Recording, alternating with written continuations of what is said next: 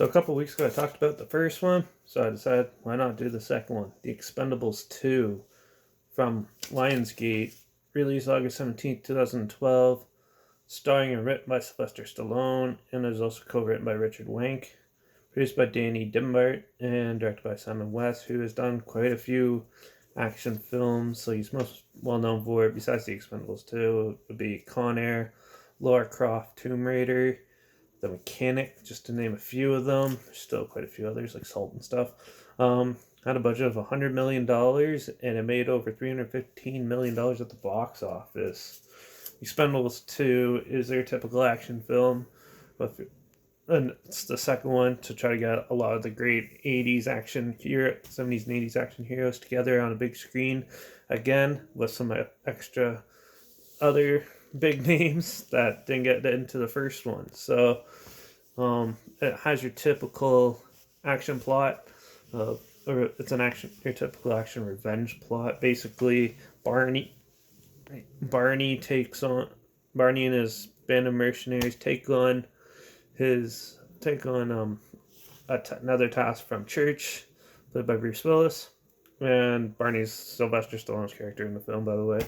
And one of the new guys ends up getting killed in the process, so they cut and to get revenge from the terrorist group that killed him, what just so happened to be stealing plutonium as well from China and stuff. So, and yeah, and basically it's here now, and that's basically the plot of the film. It's your typical action plot, but I guess that's the safest way to do it when you're adding all these action heroes and stuff from previous films, franchises and stuff. When you put them all in, that's probably the safest way to do it. So I see why they did that.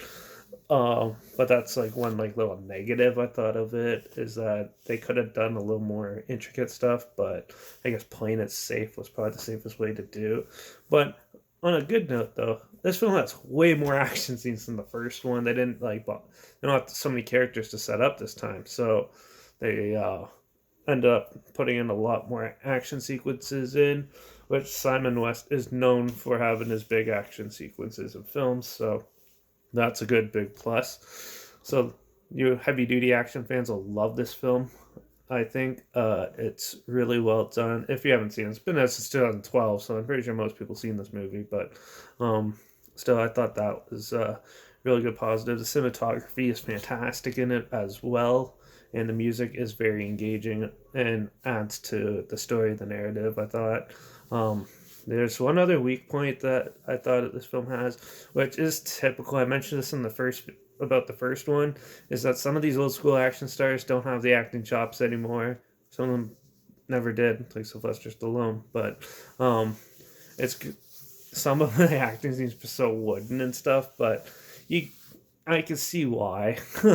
One is because of age and stuff, but yeah, the acting was hit and miss in some scenes, and the CG in this was a little cheesy looking nowadays. Maybe in 2012 it looked pretty realistic, but this is one of those examples where you could watch like some of it and you could see what they use, like models or smaller versions of like a plane or something, or a boat or something, or a helicopter. Then they switches to the CGI scene, you get to clearly tell it's CG. So this is one reason why I'm not a fan of CG at all in movies. Like, I'm so sick of it. Like, it gets outdated so fast, where you can still watch like the Terminator where they use models and stuff, and it still looks fantastic, even in Blu-ray form. But yeah, anyways, um, but besides the acting and the basic plot structure, um, pretty much it was pretty good. Also, I loved how they included Chuck Norris's character in it, and there is tons of references and witty humor involved, with a lot of references and stuff in this movie, which is actually very enjoyable for me. Some people who don't really watch action movies might not get it though, but still, for most people who watch these movies, most likely see most of them. So yeah, that part was really amusing too, especially getting Chuck Norris to say basically a Chuck Norris joke in the film and stuff. It was pretty well done. I think this film is on par with the first one, maybe even a little bit more, because it's way more action oriented, and you see a lot more of them fighting together, which is what we really wanted to see in the first one, where they only did that here and there for the climax and stuff. But this one, since we already know most of the characters and stuff, and they had to take Jet Li out of it because he was filming a movie at that time, so you only get to see him for the first bit, but you still get to see him fight too, which is always a pleasure.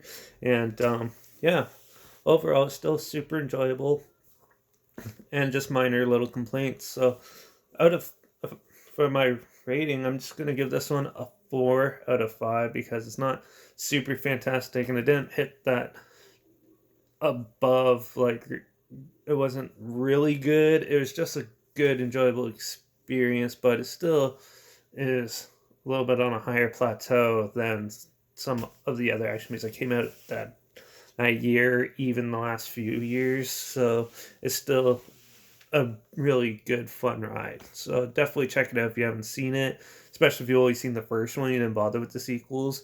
This is actually one of those rare times where a sequel is actually pretty almost on par with the original. So I suggest definitely check it out. Trailer's linked down below if you forgot about this movie, or if you haven't seen it, you want to check it out. It's down there if you want to look at it. Check it out and see what it's all about.